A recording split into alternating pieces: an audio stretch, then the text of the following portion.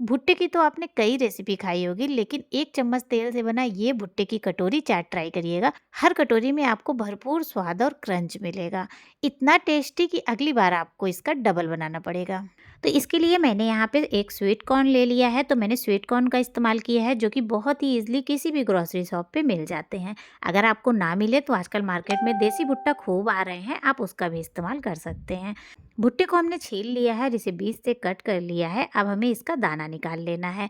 तो आप चाहें तो इस तरीके से चाकू से निकाल सकते हैं या फिर हाथों से निकाल सकते हैं। जैसा आपको सुविधा हो आप वैसे कर लीजिएगा। चाकू से निकालने में थोड़े जल्दी हो जाते हैं। तो मैंने यहाँ पे एक स्वीट कॉर्न का दाना निकाल लिया है। अब हमें इसे बॉयल करना है, जिसके लिए मैंने एक पतीले में पानी ले लिया है। जब पानी हमारा उबलने लगेगा, फिर हमें इसमें थोड़ा सा नमक ऐड कर देना है, जिससे कि हमारे भुट्टे के अंदर भी नमक आ जाए और जल्दी से ये कुक भी हो जाए। अब हमें उबलते हुए पानी में सारे भुट्टे को डाल देना है और बस 3 से 4 मिनट इसे पका लेना है। जैसे जैसे भुट्टा बॉयल होता जाएगा, आप देखेंगे कि भुट्टा एकदम ऊपर की तरफ आने लगेगा। तो लगभग यहाँ पे 4 मिनट ही हुए हैं, भुट्टा ऊपर की तरफ आने लगा है। इसका कलर भी चेंज हो जाएगा और जब हम इसे निकाल के देखेंगे तो ये देखिए ये दब रहे हैं, तो भुट्टा हमारा कुक हो गया है। अब हमें भुट्टे को पानी से अलग कर देना है, जिसके लिए मैंने यहाँ पे छन्नी में भुट्टे को निकाल लिया है। इसे हमें पूरी तरीके से ठंडा कर लेना है। तो भुट्टा हमारा यहाँ पे ठंडा हो गया है। हमने यहाँ पे मिक्सी का जार लिया है। सारे भुट्टे को इस जार में डालेंगे और इसे हमें एकदम फाइन पेस्ट बना लेना है। पानी का इस्तेमाल नहीं करना है, क्योंकि भुट्टे को उबालते टाइम हमने पानी डाला था। अभी भुट्टा हमारा एकदम सॉफ्ट है और बिना पानी के ही ये अच्छी तरीके से ग्राइंड हो जाएगा। तो इस तरीके से हमें भुट्टे का पेस्ट तैयार कर लेना है। अब हम इसे ट्रांसफर कर लेंगे एक बड़े से मिक्सिंग बोल में और अब हम इसमें बाकी की चीजें डालेंगे। तो सबसे पहले यहाँ हमने उबली हुई आलू ली है, तो मैंने 3 मीडियम साइज के आलू लिए हैं। आलू को अच्छी तरीके से बॉयल करके छील लिया है और इसे ठंडा कर लिया है।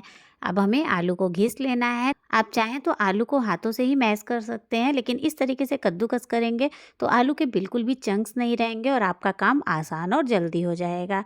आलू को कद्दूकस कर लिया है। अब हम इसमें बाकी की चीज़ें डालेंगे। तो सबसे पहले 1 छोटा चम्मच नमक डाला है, 1 छोटा चम्मच कुटी हुई काली मिर्च डाली है, 1 हरी मिर्च डाला है बारीक बारीक कट करके। अगर आप बच्चों के लिए बना रहे हैं तो हरी मिर्च को स्किप कर दीजिएगा। 1 छोटा चम्मच ऑरिगेनो डाला है और बाइंडिंग के लिए इसमें जाएगा 1/4 कप या फिर 2 बड़ा चम्मच चावल का आटा और 2 बड़ा चम्मच मैंने बेसन लिया है।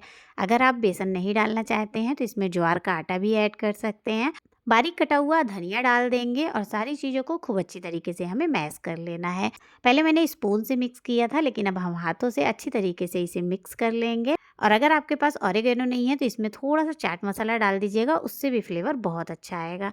जनरली जो चाट होती है उसमें ढेर सारे मसाले और तेल का इस्तेमाल होता है, लेकिन इस चाट में बिल्कुल भी तेल और मसाले का इस्तेमाल नहीं है, तो भी बहुत ही टेस्टी और बहुत ही क्रंची ये बनकर तैयार होते हैं। और अब यहाँ पे हाथों को मैंने क्लीन कर लिया है, इसमें थोड़ा सा तेल लगा लिया है जिससे कि ये चिपके नहीं।